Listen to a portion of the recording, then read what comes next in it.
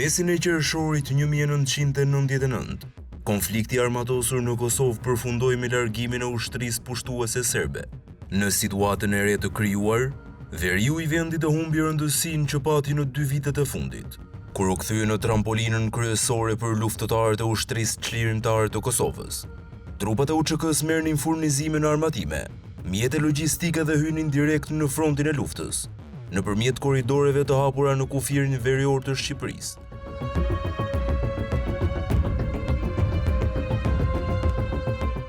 Fundi i luftës së Kosovës bëri që autoritetet shtetërore të ndryshonin qëndrim ndaj situatës në Tropoj.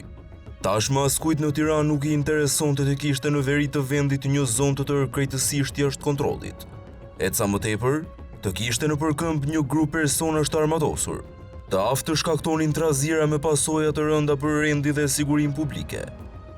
Ujërat e turbullta nga lufta e Kosovës nisën të kthjellohen, por Fatmir Haklaj ende nuk e kishte kuptuar se misioni i tij kishte mbaruar, dhe sa ai nuk i duhej më askujt.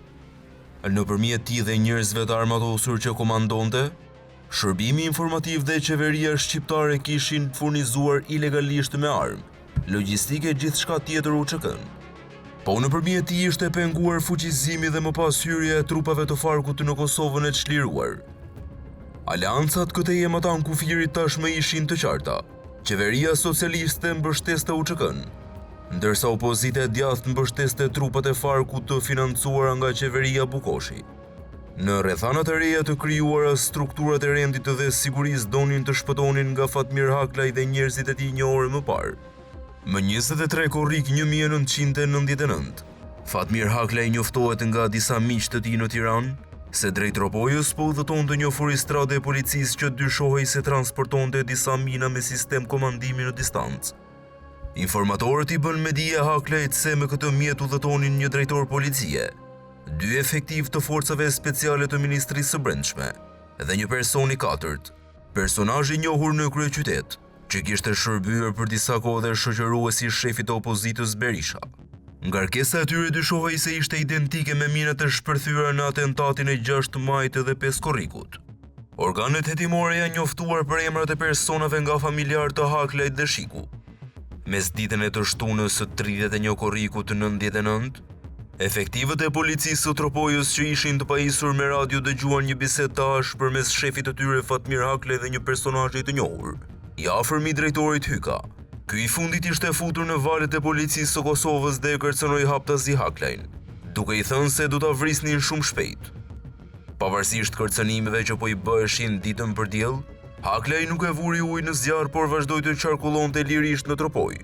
Mëngjesin e të mërkurës së 4 gushtit 99, Fatmir Haklaj u nis nga kulla e tij në Kërnaj drejt komisariatit të Bajramçullit, i shoqëruar nga një grup personash. Ata udhëtonin në 2 mjete, përpara qëndronte furistrada tip Land Rover me ngjyrë të bardhë, që drejtohej nga Sejdi Dema, pronari i mjetit. Bashkë me Demën në Land Rover udhëtonin dhe 2 vëllezërit Haklaj, komandanti i grupeve të gatshme të policisë së Tropojës, Major Fatmir Haklaj, dhe vëllai më i madh i familjes, Hamdi Haklaj. Pas tyre vinte autoambulanca e spitalit të Bajramçullit, e drejtuar nga Nduaj Gjeloshi. Në ambulancë ishin Halil Haklaj dhe Feriz Kërnaja. Me ta udhëtonte rastësisht dhe gruaja e Ibër Nokshicit, bashkë me djalin, nusen e djalit dhe 3 fëmijët e tyre. Rreth orës 8:40 minuta të mëngjesit, 2 mjetet që zbrisnin nga Kërnaja kaluan fshatin Cërnic dhe morën bregun e Valbonës për të hyrë në urën e Kojit. Pa kaluar 2 minuta, u dëgjua një shpërthim i fuqishëm që vinte nga vendi i quajtur Brinja e Cërnicës. Mina ishte vendosur në shpatin shkombor të rrugës dhe shpërthimi ishte horizontal. Objektivi ishte Land Roveri ku udhëtonin vëllezërit Haklaj.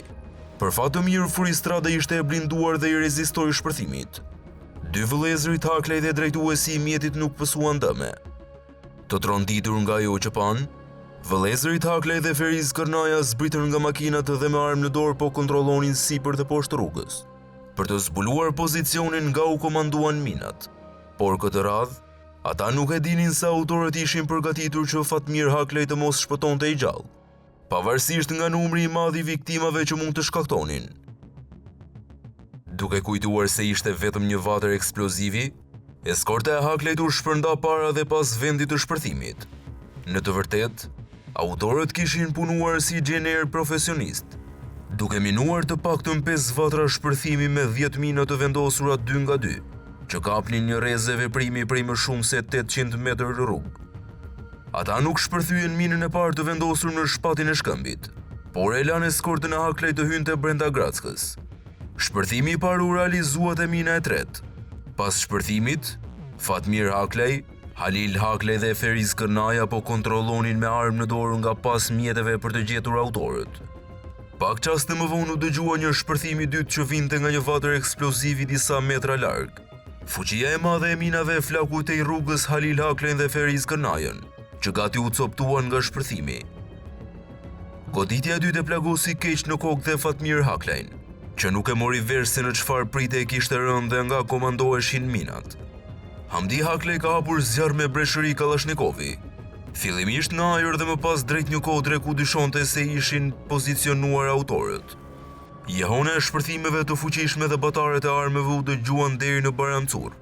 Me të dëgjuar shpërthimin e parë, në drejtim të pritës u nis një furistrat e policisë së Tropojës. Në të udhëtonin 2 efektiv të policisë. Njëri prej tyre ishte Fatmir Daka. Sapo furistrada e tyre kaloi orën e kojtë dhe u ngjit brinjës së Cëricës, u dëgjua një shpërthim i tretë, i njëjtë për nga fuqia me 2 të parët. Furistrada u përmbys nga forca e madhe e minës, ndërsa 2 policët që ndodheshin në të mbetën të plagosur.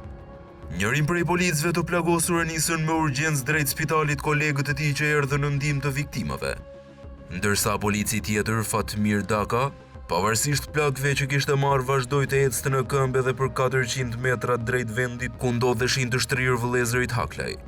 Kur Daka u afrua 50 metra nga vendi i shpërthimit të parë, Hamdi Haklej e thirri të merrte Land Roverin e blinduar të Sejdi Demës dhe të transportonte drejt spitalit të Baramcurit Halilin, i cili ishte ende i gjallë. Fatmir Daka e lëvizi Land Roverin e blinduar vetëm 4 metra, për shkak se autorët e pritës aktivizuan në minën e 4. Fuqia e madhe e shpërthimit e tronditi edhe njerë Land Roverin e blinduar, por sërish nuk arriti ta nxirrte atë jashtë rruge. Daka u plagos sërish, këtë radhë më rënd se në minën e tretë, duke marrë plag në kokë. Ai u dëmtua nga minat për shkak se po i jepte Land Roverit të mbrapsht me derën e makinës së hapur. Gjithsesi ai mbeti i gjallë vetëm për faktin që mjeti ishte i blinduar dhe i rezistoi shpërthimit. Të mbetur pa makina, Hamdi Haklej, Sejdi Dema dhe disa banor të fshatit që erdhën në ndihmë, u detyruan të transportonin me badanije Halil Haklejn deri në Cërnicë, atje ku dha i vdiq. Trupi i coptuar i Feriz Kërnajës që gjeti vdekje në vend dhe Fatmir Haklej plagosur rënd, u transportuan me ambulancë drejt spitalit të Baramcurit nga Ndue Gjeloshi. Për nga mënyra e realizimit, eksplozivi i përdorur, përfshira në rrezën e minave të gati 1 kilometër rrugë dhe sigurinë që treguan gjatë komandimit të disa shpërthimeve në distancë, edhe mafiozët që ekzekutuan gjyqtarin e famshëm italian Giorgio Falcone, duken si amator përpara këtyre të këtij atentati të sofistikuar. Ky lloj atentati, me një organizim perfekt dhe fuqi shpërthimi kaq të madhe, nuk ishte parë ndonjëherë në Shqipëri. Autorët kishin përgatitur gjithçka që më parë, duke minuar 10 vatra eksplozivi në shpatin shkëmbor të rrugës. Nga 10 vatra, ata aktivizuan vetëm 4, për shkak se nuk patën nevojë për 6 minat e tjera. Për të dalluar nga larg vendodhjen e saktë të minave, autorët kishin vendosur thas të bardhë përpara tyre ose orientoheshin nëpërmjet gurëve kilometrik. Mekanizmi që aktivizoi minat ishte pothuajse i panjohur, dhe shpërthimi i tyre komandohej nga një distancë e madhe. Hamdi Haklej, djali i madh i familjes që mbjetoi pa marrë asnjë dëmtim, në deklarimet që ja ka vënë në dispozicion prokurorisë thotë se kishte arritur të shikonte me dylbi, por edhe me sy të lirë pozicionin ku ishin vendosur atentatorët. Ata ishin vendosur në majën e fortifikuar me bunker të kodrës përballë brinjës së Cërnicës. Pas minave, autorët janë parë të lëvizin në drejtim të fshatit Koçanaj.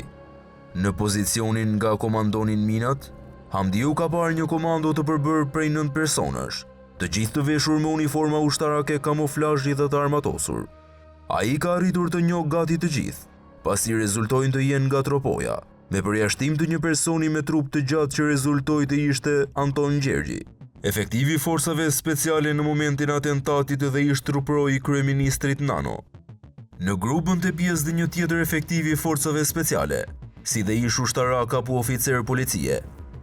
Në mbështetje të tyre ishin dhe disa të afërm dhe familjar me të cilët hakla ishin futur në gjakmarrje. Atentati ka ndodhur në mëngjes, dhe gjatë tërheqjes autorët janë parë edhe nga persona të tjerë duke përfshirë disa fshatar të Koçanaj. Minat rezultojnë se kanë ardhur nga Mali i Zi dhe janë blerë në Shkodër me një vlerë prej 6.500 marka secila. Vlera monetare e konsiderueshme e arsenalit luftarak të përdorur është një tjetër fakt që dëshmon se autorët kanë qenë mjaft të organizuar dhe të sigurt për veprimin që kryen.